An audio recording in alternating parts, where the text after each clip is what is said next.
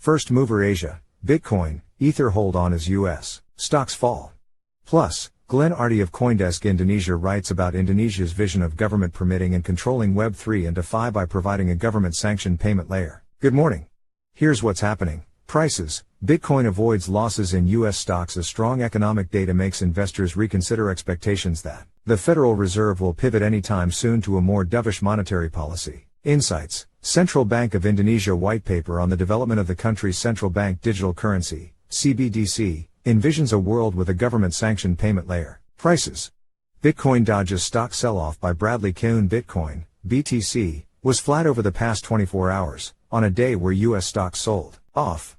Positive economic data rekindled fears that the Federal Reserve may need to keep tightening monetary policy longer than expected, a trend that has put downward pressure on risky asset prices all year. Check out Glenn Williams Jr.'s analysis here. The largest cryptocurrency by market volume was trading above $16,800, down just 0.01% over 24 hours. Ether, ETH, the second largest, was trading around $1,223, up 0.82%. The CoinDesk Market Index was up 0.5%. Messari's Ryan Selkis, in a 168-page report on his 2023 predictions, wrote the market's direction is still all about macro and regulation. The resting market sentiment is that we will have a recession in 2023, with some debate over its potential magnitude. The market also seems to trust that central banks will continue to tighten until inflation is under control. Though contrarian, there are some investors who think it's more likely that the Fed will pivot once the recession really gets going and accept multi-year high inflation in lieu of a depression or global reserve currency crisis. Insights.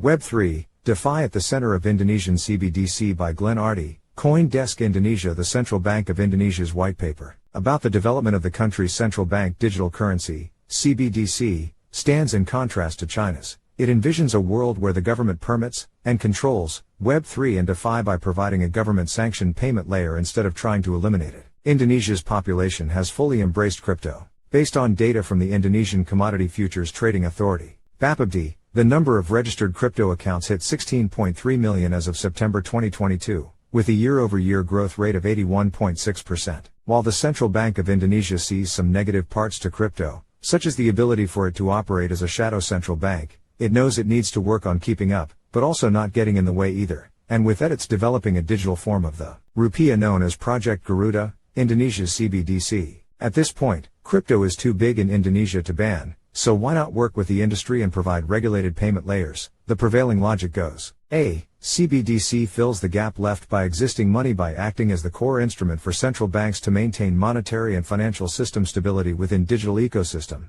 A white paper from the bank on the CBDC reads, the bank envisions a market where crypto exists as part of a broader ecosystem, with on-ramps to and from CBDC activities within the Web 3.0 ecosystem, including crypto asset transactions, also add to the complexity of controlling financial systems, both in the context of mitigating micro-financial and macro-financial risks. The paper reads, central banks would need to find a future-proof solution to maintain public trust in them with regards to carrying out their mandate in the digital era. The Indonesian CBDC, according to the white paper, will be the method of settlement for traditional and digital ecosystem including DeFi, the metaverse and Web 3. Cryptocurrency is fine, the prevailing thought seems to go, provided that a digital form of the rupiah is the dominant means of settlement. This stands in contrast to China's approach. The country has largely banned most kinds of cryptocurrencies and prohibits crypto transactions almost entirely. The People's Bank of China white paper on its CBDC mentions cryptocurrency as a concern but takes particular issue with stable coins, saying they will bring risks and challenges to the global financial system.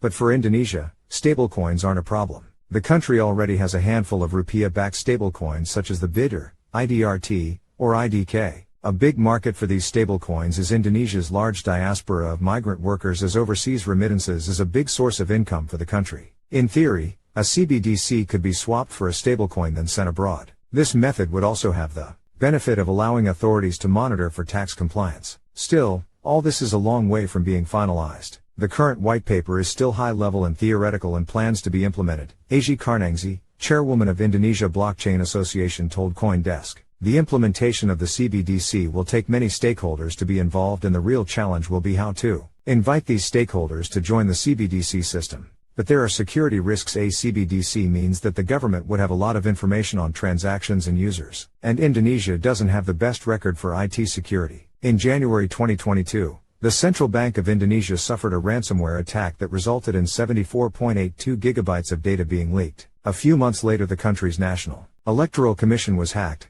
and the personal information of 105 million Indonesian citizens was sold on the dark web. This comes 2 years after the same department was hacked, resulting in a leak of 2.3 million voter records. Considering the government's poor track record of IT security, is it really a good idea to give them so much more information? A CBDC would have details about every transaction a person makes. What price would that fetch on the dark web? CoinDesk TV. In case you missed it, here is the most recent episode of First Mover on CoinDesk TV. Sam Bankman-Fried in FBI custody. Former associates plead guilty. Caroline Ellison, the former CEO of Alameda Research, and FTX co-founder Gary Wang plead guilty to fraud charges in the FTX case, seeming to turn against their former boss Sam Bankman-Fried, who faces similar charges. Bankman-Fried, founder of both the cryptocurrency exchange FTX and the crypto trading firm Alameda Research, is expected to make his first appearance in federal court in Manhattan today. Headlines. Sam Bankman-Fried released on $250 million bail secured by parents. Tron's Justin Sun was secret top client of crypto asset manager Valkyrie Crypto. Firm Orthogonal Trading said to be in provisional liquidation after Maple defaults. Aave DAO votes to integrate Chainlink proof of reserves to tighten network security. Bitcoin protocol development steadily progressing despite only 40 to 60 monthly active developers. NIDIG.